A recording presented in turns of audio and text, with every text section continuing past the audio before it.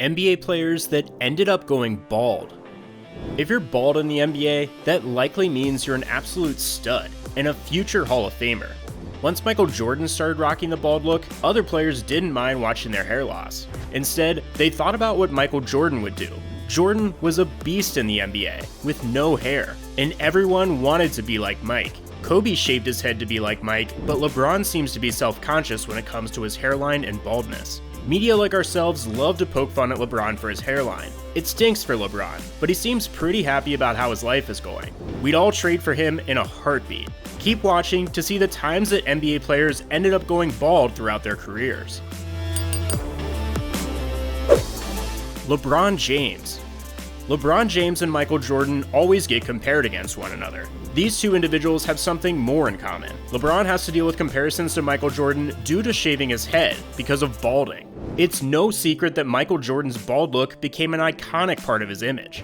The man won all 6 of his titles without head hair. However, there aren't many photos out there of Michael Jordan, but LeBron has plenty. There are news stories about LeBron James's receding hairline. He's been thrown in many jokes around social media too. His hairline is likely the only thing that's gone wrong for LeBron. Although LeBron makes plenty of dollars playing in the NBA, it has to be deflating to know you're losing your hair. You can tell that this is something that James has struggled with throughout the years. That's why you'll see him rocking a headband more times than not. For James, once he shaved his head, it was likely a freeing experience. He had some dignity by shaving off whatever hair he had left. He posted an Instagram pic of his shaved head in the gym with a beard, and looked pretty dope. Of course, he's back to rocking a head of hair for the time being. During this pandemic, LeBron had a new activity to pass the time. James' former teammate Ray Allen used Instagram to challenge LeBron, Richard Jefferson, Shaquille O'Neal, Jermaine O'Neal, Stephen Marbury, Carlos Boozer, and anyone else he wanted to challenge to grow out their hair. Allen has been shaving his head since the second half of his NBA career. On Instagram, he posted an image of his hair starting to grow in. When he tagged LeBron James, many people were engaged, because LeBron's hairline has been a pop culture discussion for a long time now. LeBron's hairline has evolved over time. Even his own teammate Anthony Davis called him out on it. James never actually responded to Ray Allen's challenge. On August 15, 2013, James was spotted with a fully shaved head at the Dwayne Wade Fantasy Camp in Hollywood, Florida. James was wearing a hat, but this was a time when people thought James would finally stay bald for the rest of his career. Many thought LeBron was looking to follow in the footsteps of Michael Jordan and Kobe Bryant by shaving his head, but he's looking for his own legacy. There have been many theories about LeBron's long fading hairline. You can watch videos regarding the evolution of his forehead. Some literally believe that he's older than he say he is. Some acknowledge potential performance enhancing drugs. Some have claimed he's had hair replacement surgeries that haven't worked. There was a time in the 2013 finals where his headband was knocked off, and it was easy to notice a scar on his head. We'll see if LeBron finishes off his career with no hair, just like the other greats like Jordan and Kobe. Ray Allen. Ray Allen, the future Hall of Famer, shared a picture during quarantine of himself with hair. When was the last time we've seen Ray Allen with hair before? Maybe at UConn, and his couple early seasons in the NBA with Milwaukee. Once he went to Seattle, his hair started to fade. His signature look was the bald look, and it suited him well. He arrived with hair, but soon realized he had to go without. His head was as silky smooth as his jump shot. The one that dominated without hair is the one we've learned to love throughout his time in the NBA. Allen went to Boston in 2007 to play with another bald player in Kevin Garnett. The two bald stars won a championship together and could be seen accepting the ESPY award in 2008. Under the spotlight, both heads absolutely shined under the bright lights. Ray was never scared of going bald and used it to his advantage. That's when he became a true star.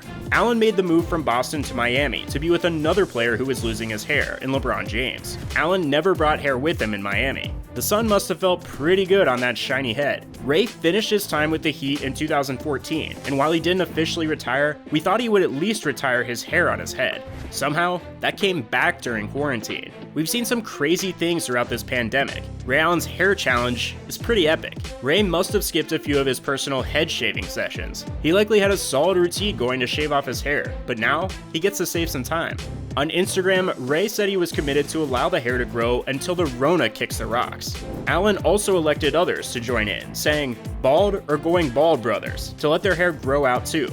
"Y'all know who you are, LOL, Allen added. He tagged LeBron James and other players who were balding. Ray Allen has hair now. Kobe Bryant.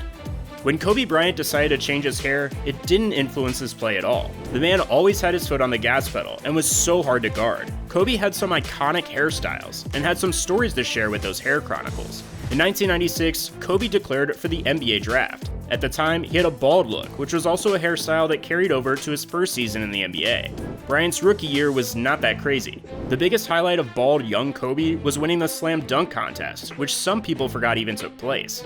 Then, Bryant rocked the Froby, which was an era that marked key transition years for Bryant. It was at this time where Kobe transformed from an exciting player to an NBA superstar. At 18 years old, Bryant became an All-Star for the first time in his career. By his third season, he was a starter in the NBA All-Star game. Soon, Kobe started becoming a household name. He got a signature shoe and plenty of sponsorships. Froby Kobe was just in his early 20s during that time. He had already achieved everything a basketball player could want, but he also wanted to be like Mike.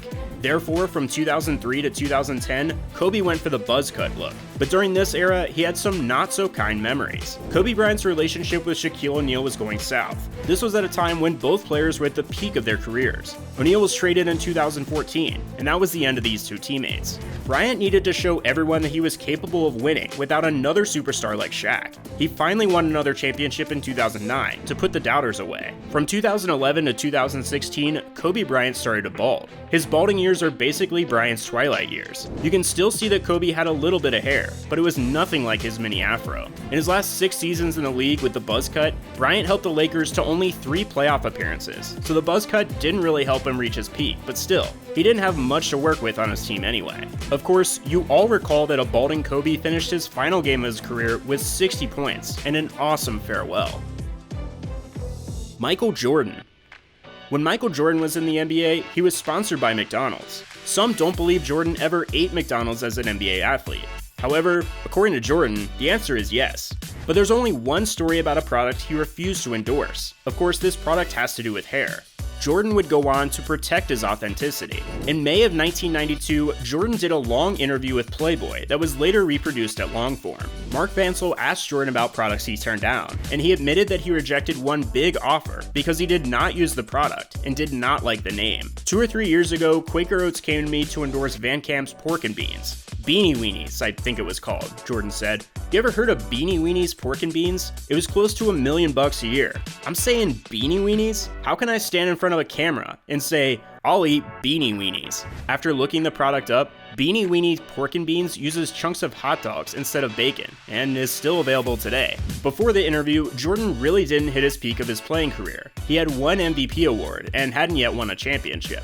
Jordan wasn't who we see today. He didn't have all the money in the world like he does now, so being offered sponsorships and turning them down was a big deal for Jordan. Jordan had made less than $4 million to $5 million total in 4 or 5 NBA seasons, and he had turned down about $1 million. But here's where the interview got more fun. Jordan also revealed in the interview that he backed out of a deal for a hair care product. He said he was starting to go bald and didn't want to be a hard-nosed businessman over the contract. If I wanted to be a hard-nosed businessman, I could have been in a lot of deals, like the one with Johnson Products, Jordan said. I had a deal with them for their hair care products. I had 2 or 3 more years on that deal when I started losing my hair, so I forfeited the deal. But if I had wanted to be greedy, I could have said, screw you. You don't know my hair was falling out, so you owe me money. But I didn't. That decision kept kids from ever having to ask each other, do you think Michael Jordan still uses hair products now that he is bald? GQ even admitted how great Jordan looked on and off the court. They thought he had great style and rocked his bald cut in a great way.